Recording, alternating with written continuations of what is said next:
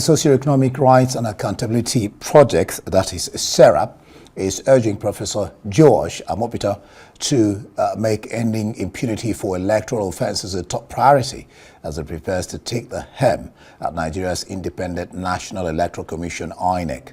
In a statement by the Deputy Director Kolawole Oluwadare, SERAP is pushing for the effective prosecution of politicians and their sponsors linked to electoral crimes like vote buying, bribery, violence, and undue influence. Offences, it says, have plagued elections since 2015.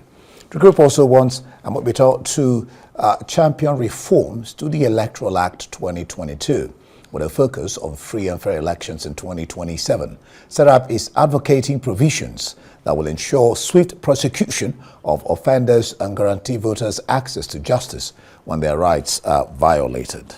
Well, for more on the SERAP story and setting agenda for new INEC chairman nominee is the National Secretary of the Coalition of United Political Parties, CAP, Peter Ameh. He's also National Chairman of the Inter-Party Advisory... Former, sorry. Glad to have you. Thank you for that correction. Glad to have you join us tonight on News Night. Well, first off, what do you make of the appointment of Prof. Amopita? For me, it's a routine thing that as established in the Constitution of the Federal Republic of Nigeria, that the President has the power to make to appoint the chairman of the commission with consultation with the Council of State. But the clear issue is that there have been several reviews, several panels that have suggested that such appointing authority be taken away from a person who is also a participant in the field, who is going to play the same match. He shouldn't be a referee and a last man in the game that he will participate in. So people have been, severally because of the political interference that will be seen all this while with the commission. So his appointment is not a problem. We'll give him the benefit of a doubt and to look at his credentials that he is a lawyer. He has written books about procedures about prosecution and look at how electoral system has been structured over the years.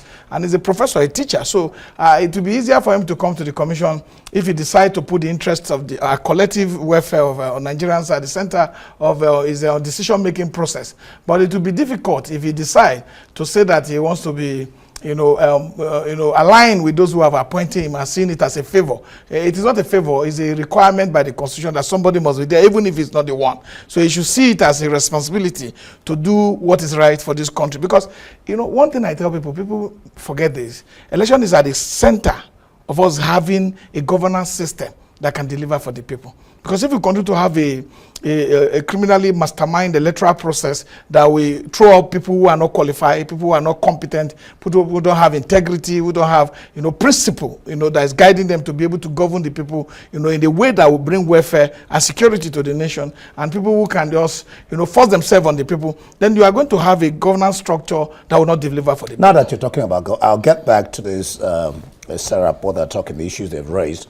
But now you talked about governance, having people of integrity, qualified people who can deliver the deliverables of democracy, as it were. Tunde Bakre, or Citadel, he talked about the instability. What he said it underscores the instability of political structures, lacking clear vision and moral grounding. What do you make of that statement? Because that seems to be at the root of the cause of our political upheavals in this nation. Yes, I agree. It seems to be at the root, but I'm still connecting it to our electoral system, because our electoral system is the only security check we have, either from the primaries of political party, because there are two channels you have to pass through. First, the byproduct of what comes out from primaries of political party is what you see on the ballot. So it's critical that Nigerians must participate in the primaries of political party.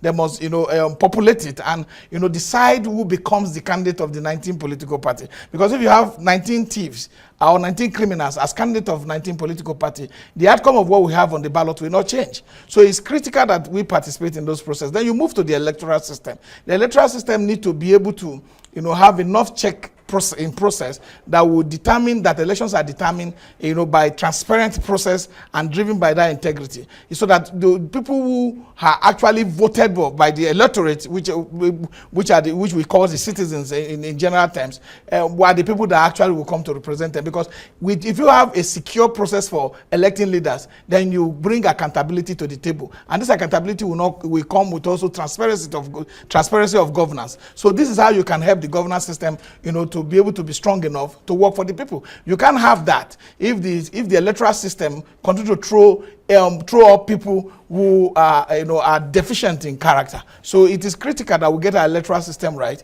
so that this is a foundation building process, like building block. So based on that, SERAP has given what you could call set an agenda for Amopito. One, prosecution of electoral offenders. It talked about politicians being prosecuted, and whoever offends the electoral laws. And then the question of reforms. Does he have the time, 14 months or thereabout, to the election? And does he have the time, and what reforms really would you want carried out, even if it's not within this period on 2027? Speak on those two things. I think the most critical reform are reforms that we can't carry out at the moment, because first of all, we need to talk of reform that those who were declared winners should not be sworn in until litigation is properly exhausted by the judiciary. And two, we need to also, I think it's one of the we need to look that the judicialization of our electoral system. The judiciary is determining more those who are in charge of our governance system than the electorate. We need to be able to look for a way to cut that, so that we'll have less cases going, to the tribunal and to the distance.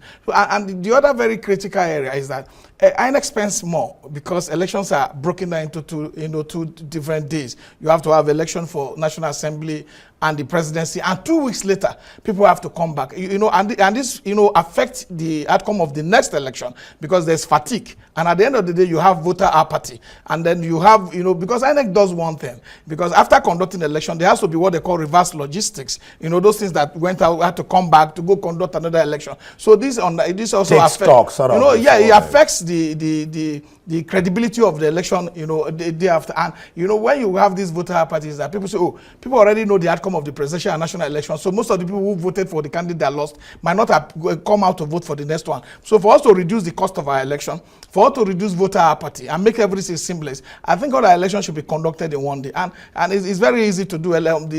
The processes for amending of our constitution and electoral laws are ongoing, and they should be able to capture it very well, so that we conduct our elections in one day. One thing I know is that I kept on saying, people say, oh, we need to review.